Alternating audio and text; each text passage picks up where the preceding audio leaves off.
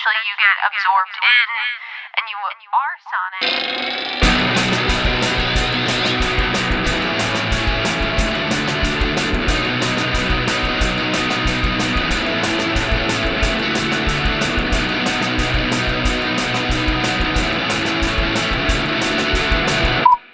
Hey everybody, welcome back to No Repeat. It's a podcast where we pick 3 songs every week with no repeats and no do-overs to create a perfect playlist for every occasion life throws at you.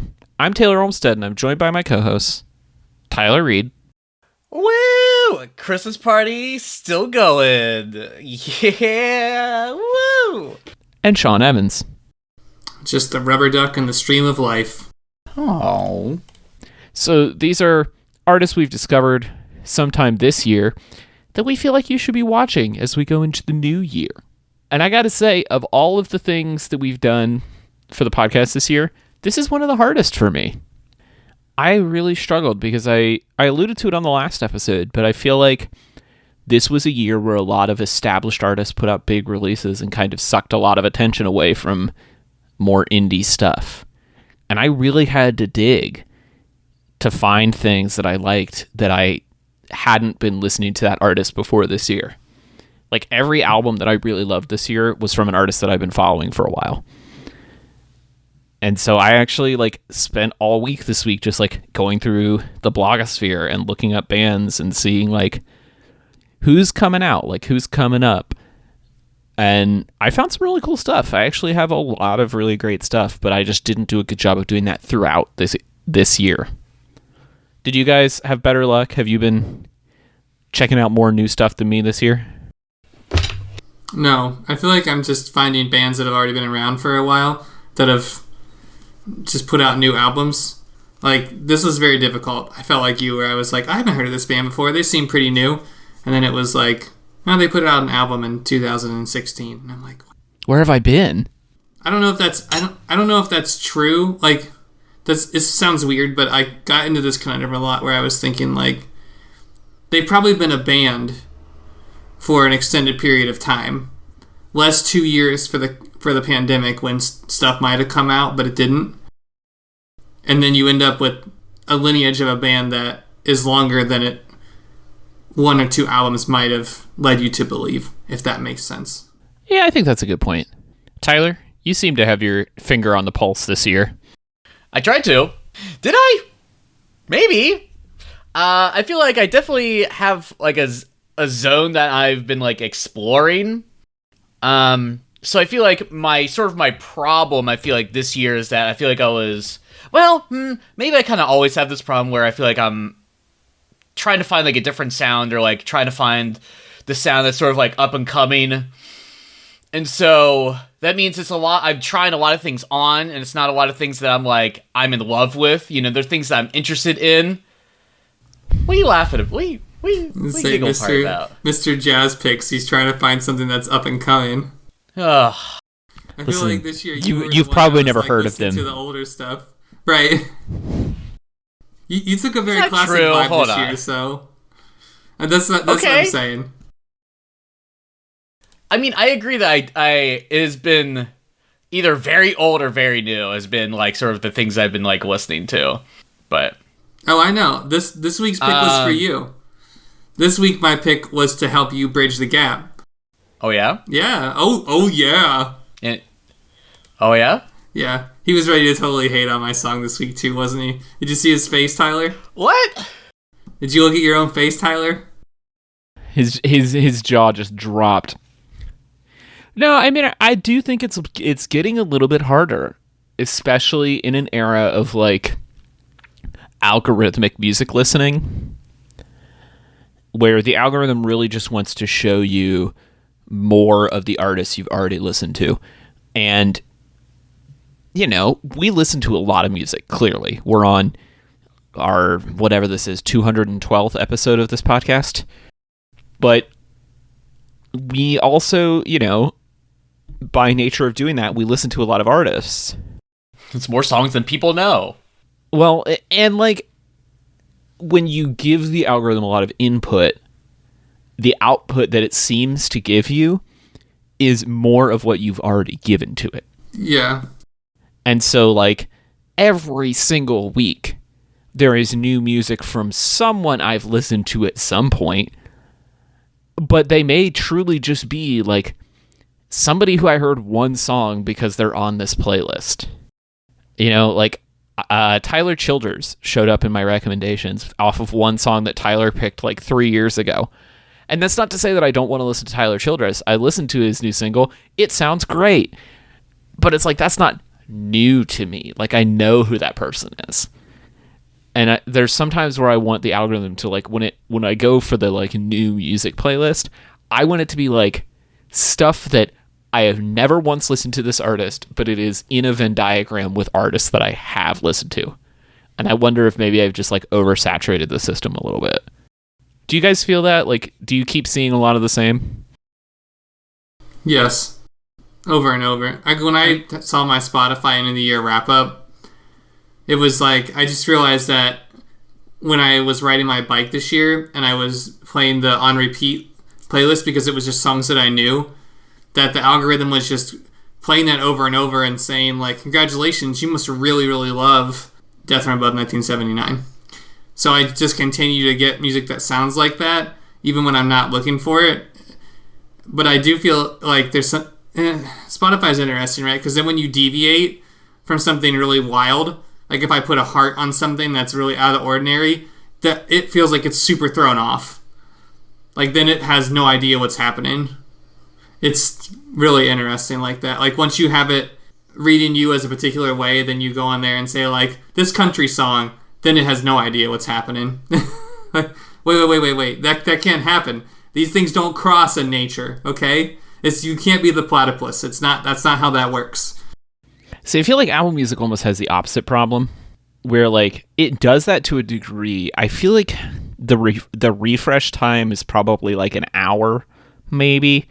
There's this tab in the app called Listen Now, which shows you like your recently played, and then it shows you like suggestions based on your recently played. And it seems like that refreshes pretty regularly throughout the day, based on whatever you were just listening to. So if you were like just listening to Beyonce, it'll be like, here's more songs from Beyonce. But there is also a component of that screen that is editorial. And it's like clearly picked by people at Apple. And it's stuff that they want you to listen to.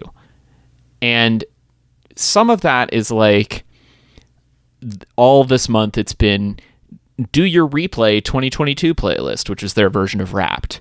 And like, I've listened to it enough times, I don't want to go back to that playlist, but it's always the top thing on that screen because they're like, hey, look, we did Wrapped. Did you see that we did Wrapped? You should really listen to your Wrapped. And it's like, okay, I get it. Like, show me something else. And so I think Did you see they did Wrapped? Yeah, I did. Oh, okay. Yeah. I get that my top song was Taking You Back by Jack White. Like, I've established that. I know this about myself. It's fine. But like, I want it to be more of those things where it's like based on stuff. The other hard part is like, you listen to different music at different parts of the day. So to your point about bike riding, like when I listen to my workout playlist, I come out of the gym and I'm ready to commute home and it's giving me like suggestions based on my workout playlist, right? It's like more Denzel Curry, or it's like more Turnstile. And I'm like, I don't want to commute home to hardcore. Like I'm listening to hardcore at the gym. And like I need like that day parting that I just don't think it's quite smart enough to figure out. But, you know, it's better than nothing. Like I love streaming in the sense that we have access to everything. I just wish that like finding things were a little bit easier. But Tyler, you just don't seem to have this problem. I feel like you consistently find more diverse stuff than Sean and I. I mean, I just go on Pitchfork. Don't pump up his ego like that. There it is. See, that's what it is. You're reading a music blog and like following it. Pitchfork Fantano, baby. It's all you need. I mean, like I said, I've said this before. So what is your system there? Because you can't listen to everything that they both cover. I mean, are you just listening to things like above a certain score threshold? Or are you listening to things that sound interesting? Like, because my problem is like I see stuff on the blogs and I'm like, that's a name I don't know. I don't know what this is going to be. I don't want to invest the time to figure out because I have other stuff to do. Right. Well, so what I was doing for a period of time where I was like, because it's either Friday or Sunday that I'm doing it, right? And so I'm like, all right, let's just look at whatever the week's reviews or whatever. There's usually always like a classic review as well on Sunday. And so what I just do is I just make a playlist and I just take the most interesting looking albums that are in a genre that like as genre category that I like and it's rated well enough and just slap them on there and like I give it like, you know, a song or two, and if it's not it, then just keep on going. I just go through them and that's about it. You know, I obviously if there's they usually have like a best new music, and that's almost usually something I check into just because ideally it's going to be good. Let me see what was the best one that I feel like I got away with this year. Let's see. We don't actually have to wait. Actually, my pick for the my song of the year was from Pitchfork. That's good. Let's see. We don't have to keep doing this, but yeah. I mean, that's mostly what I do, and I just go through it and I just try to listen to a little bit and see if it's the vibe or not. And I mean, if it's a day where nothing good happens, like if none of the albums that kind of came out, I just kind of go back to a previous week and just listen to the the albums that came out. I wish I had a more robust way of. I mean, that's more robust than what I'm doing. Oh, because at this point, I mean, I'm kind of just looking at like what's a lot of times. Honestly, at this point, it's genre playlists or radio stations. Like there are a handful of genre-based playlists that Apple puts together that I try to like keep a tabs on. Like there's one called Super Bloom that's a mix of like EDM, indie, and hyperpop that I really like. They have this playlist called Always Sunday that I've talked about on here before, which is like 60s soul and reggae and like lo-fi chill beat type stuff that I listen to on the weekends. Like there are a couple of those playlists that like get updated weekly that I try and check in on.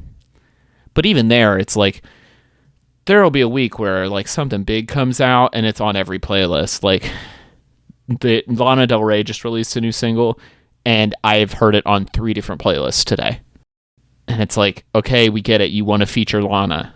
Like you will no doubt have an interview with her that airs exclusively on Apple Music Radio when the album comes out. And that's why you're doing this whole promo cycle for her. Like that's how the sausage is made. I get it. And like, I love Lana. I will listen to the record, but come on. So yeah, I really had to dig, and I was very lucky that I've been following the music blog Stereo Gum since I was like in early high school, back when music blogs were way more of a thing than they are now.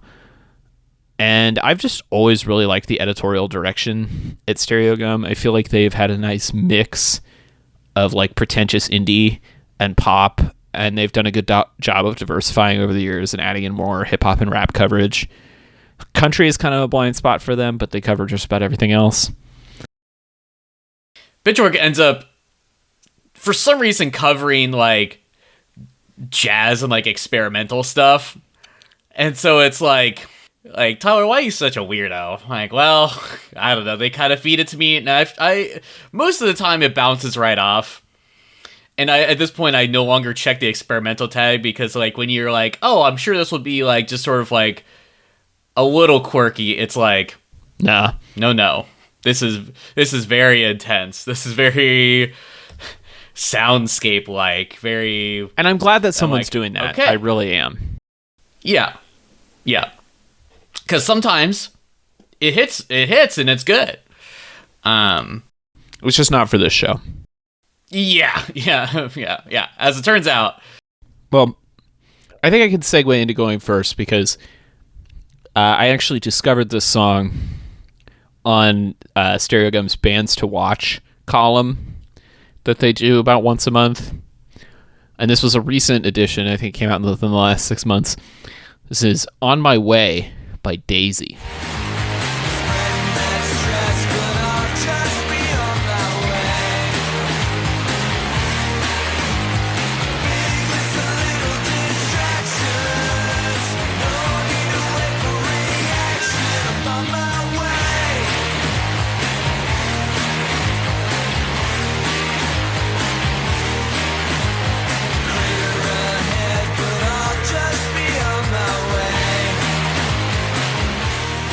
Daisy is actually a one-man project.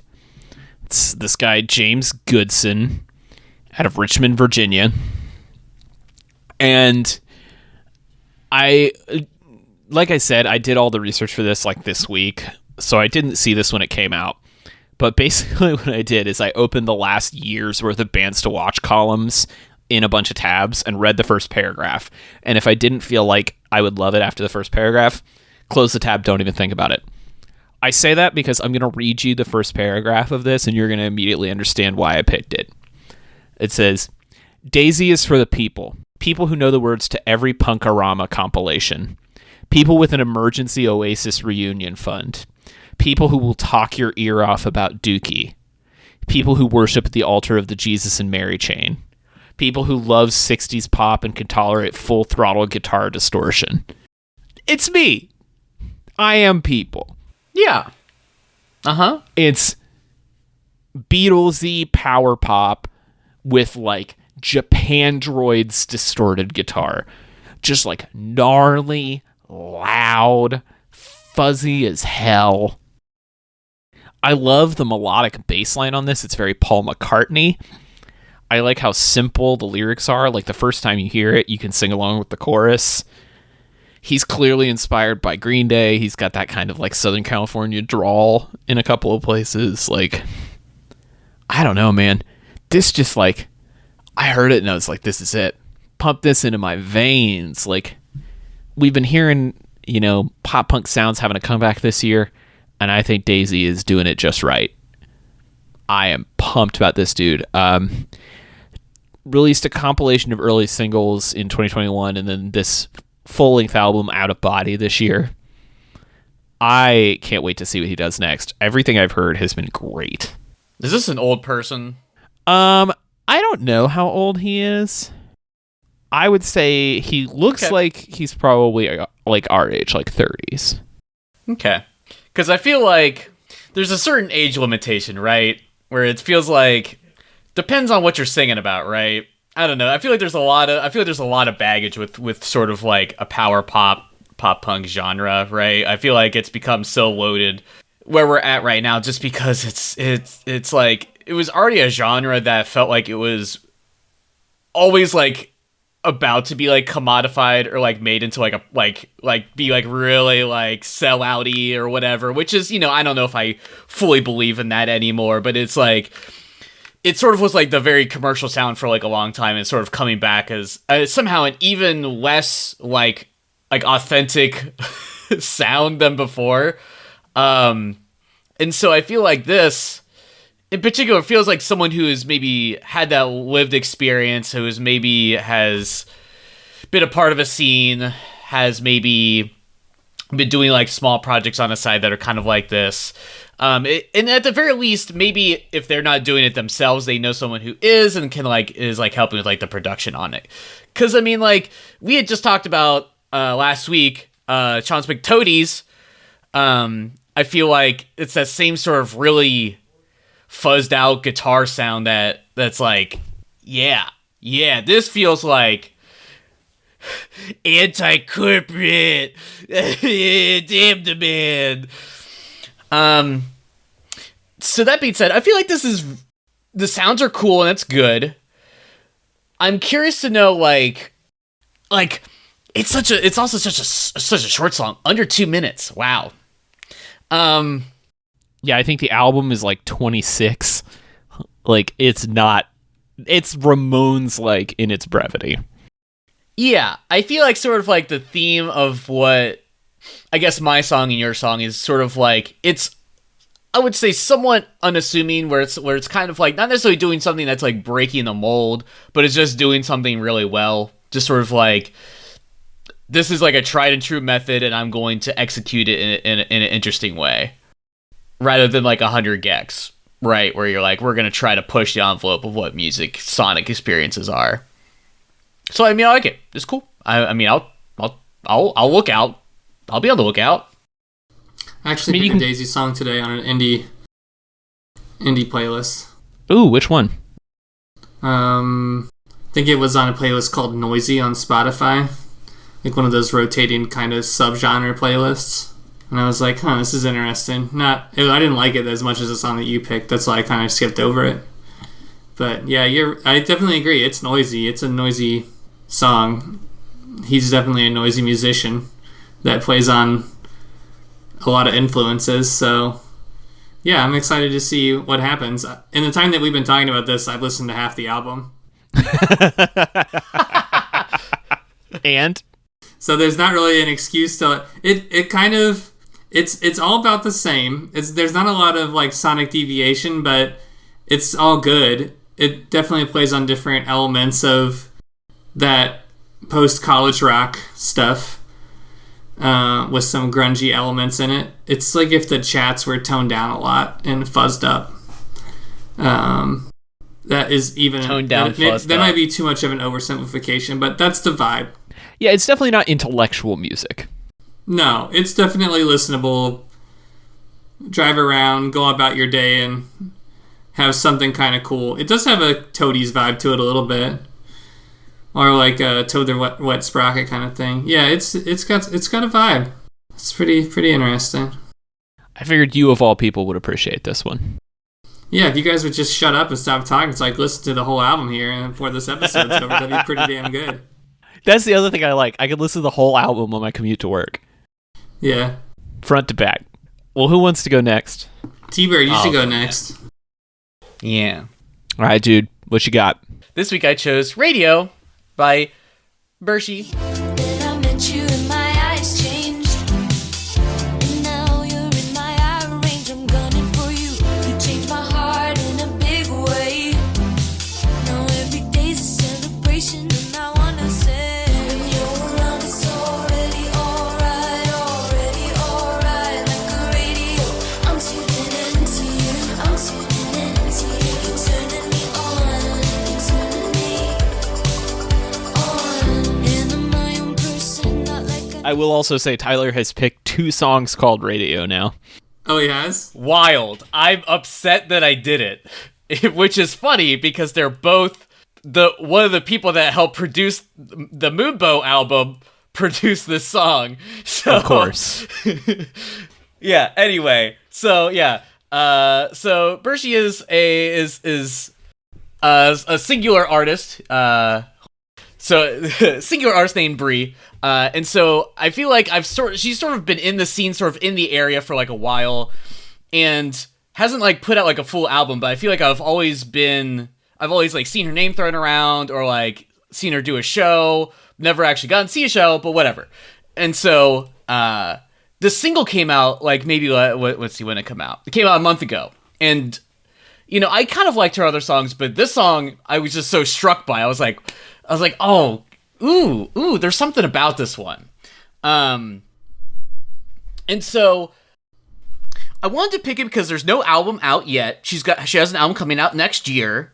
And I don't think this song necessarily breaks huge ground on sort of like the synth pop, sort of like retro wave sort of sound, but I think it's just solid. I think it's a extremely like well-produced pop song that I feel like is just sort of like approachable enough, and for like a part of the world where I feel like this isn't necessarily a sound that exists. There's not really like a lot of like people doing this.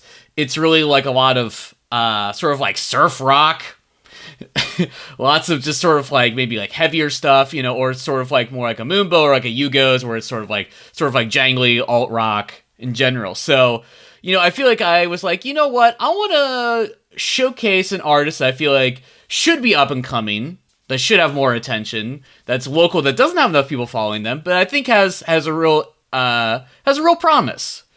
I just think it's just a solid pop song that I really enjoyed. Man, this is perfect for you and I think. This is like if St. Vincent made an album of Carly Rae Jepsen songs. Okay. It has the like Wild. simple danceability of a Carly song, but the mystique and the guitar lines and the like post-punk influence of a St. Vincent. Okay. Particularly like self-titled era St. Vincent. I really, really like what she's doing here. My only fear for her is that it's just a little too close to some of those artists. It's a little too close to a Caroline Polachek or to a Carly Rae. Like, I want to see what the rest of the album is like. I want to see if, like, she's bringing something a little different to the table, because I think it could be there. Like, there's something about her, I agree, that's like really charismatic and interesting. And I want to see more. I want to watch this one. I want to see where this goes. I like it because the song is very much those artists and not trying to be anybody else. Sean loves the influences on the sleeve. I like it. Great artists steal. It's not... There you go. I like it that people aren't like, I fucking invented this. This is my bag. I'm original. Yeah. Like, you're not an original. Like, be proud of it. Give credit to people that inspire you. They deserve it. You deserve it. It's pretty damn cool. Wow, I like the music video. It's kind of cool. There's a lot happening there. A lot of influences. That's why I feel like there's a lot happening in this song, in this video, that it's like, it kind of speaks for itself, that you can have a fun song. Yeah, there's a taste to it, a particular flavor. Like apparently like maybe like a CC's Pizza. Right. As somebody who's very into serious, sad music, I do love fun music, and this is fun music. I think that's what we should be looking for, is some fun music. Also, my challenge for 2023 is to get 2 songs on the playlist with the term record or jukebox or something that plays music on them. Just to fight Tyler's insistence on radio songs. Yeah. The onslaught. the radio epidemic. I feel like we need to lean into it and do a challenge where we can only pick songs with the word radio in the title. Radio in it? Yeah. Tyler can't. He has to pick something else. We can pick radio. He has to pick something else. Yes, exactly. He has to pick like the phonograph or something. Like he has to pick a song with iPod in the title. Good luck. Did you see his face? Scary. He knows that's gonna be a big uphill battle for him.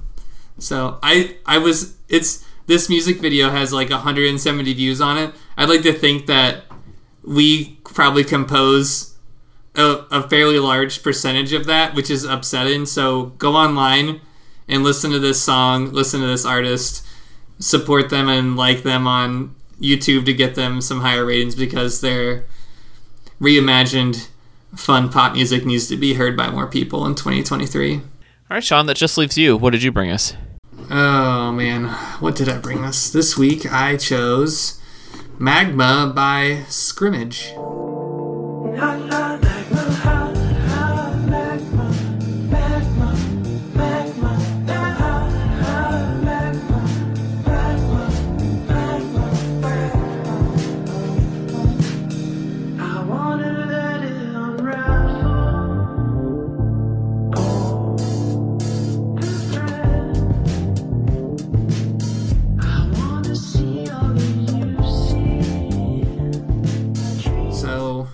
Yeah, man, this band, let's just start with like the observations in general.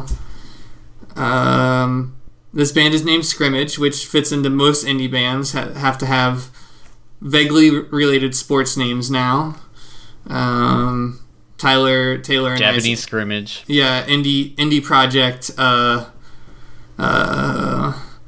Wiffle Ball Bat will be debuting our first neo-funk soul album. 2024. Yeah, Under the Bridge Downtown. That's an album, baby. Yeah. You just made it. Right. I just thought this song was really interesting. Yeah, like, is this band like over the moon amazing? Not really, but it definitely has some Tyler vibes.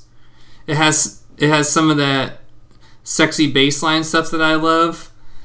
That we all love. Who doesn't love a sexy bass? I think there's some longing lyrics. I know Taylor's into that, so I just figured this would just be a general crowd pleaser, you know, just a fun little band. And it's only 2.5 minutes long, if that. It fits all the criteria. It checks all the boxes. So check this band out. They're probably onto something. They got the no repeat formula down. Where did you find this? I found it on a neo psychedelic playlist. Okay, because They have 3 singles out. yeah, they have Just to be clear. they have 3 singles. They have 9 subscribers on YouTube, and this video has 131 views. That's right. But 73,000 listeners on Spotify. Probably because they got on that playlist. Yeah. Listen, I'm just saying, if you went the indie of indie, yeah, I'm not dragging them at all. I don't know how this band isn't huge. This is such a zeitgeisty sound right now. I mean, yeah. wow. They really did it and did it in the right way, I think. Understated, great groove. The bass carries the entire song. The keys are just there to add color, but boy, they add a lot of color.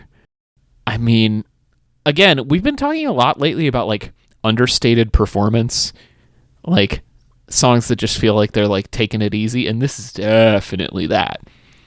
This song, I mean, it feels like they're just kind of throwing this one away.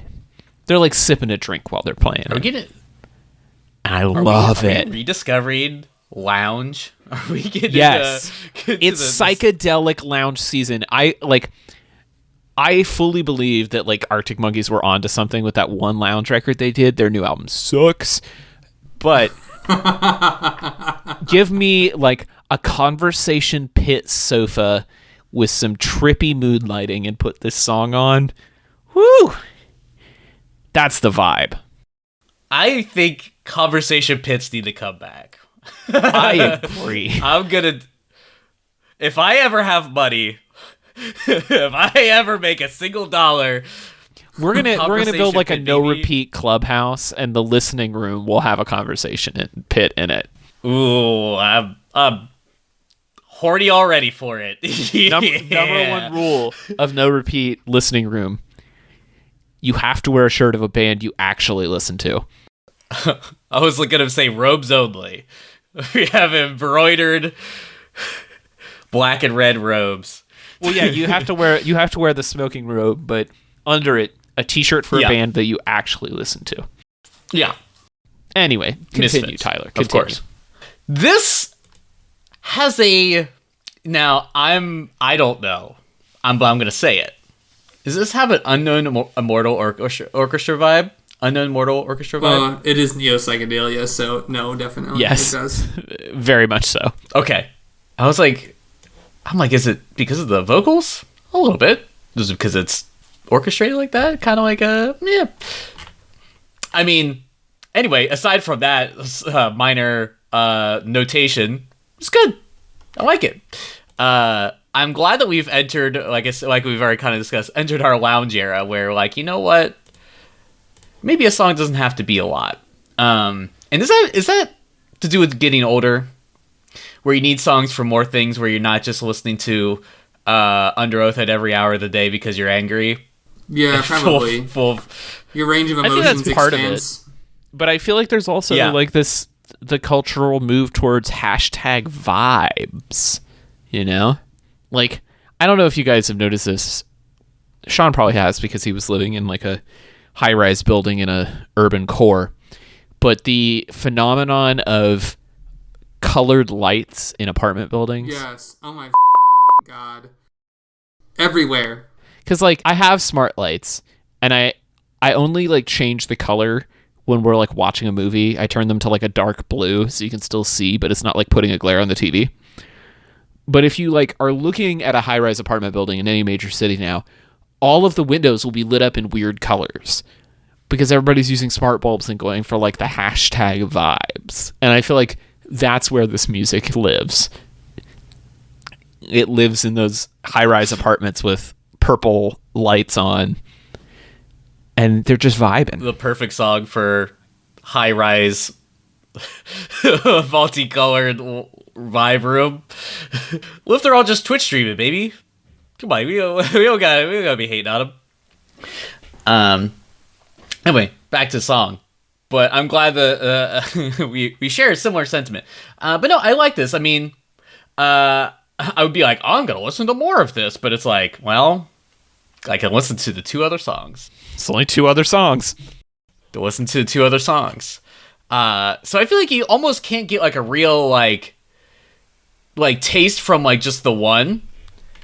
But I mean, it certainly is good enough that I'm like, you know what? I will look out for this next year if they come out with something. I hope they do.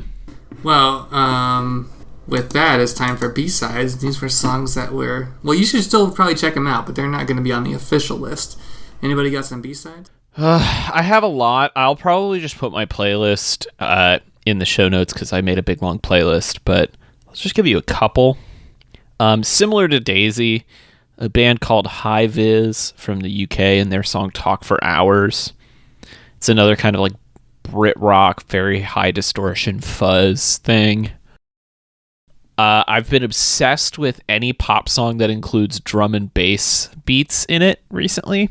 So On and On by Peary and Tommy Villers scratches that itch for me. Really cute female vocals and then like deep drum and bass sounds. It's really strange. And then there's this like emo band that has gotten a ton of love because they got shouted out by Hayley Williams from Paramore. They're called Pool Kids, and their self-titled album came out this year. The song That's Physics Baby is awesome. It's like mathy emo in the best possible way. Anything I'm gonna tell you, just go on Stereo Gun Best New Bands of 2022.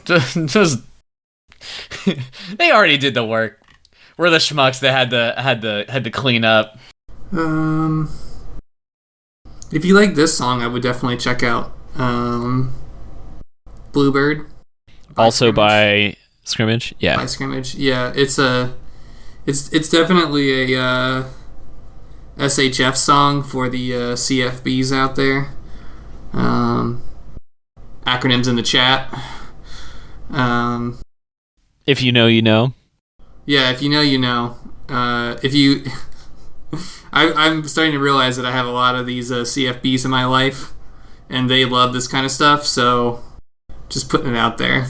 They probably use the word vibes a lot, too. I feel like those things go together nicely.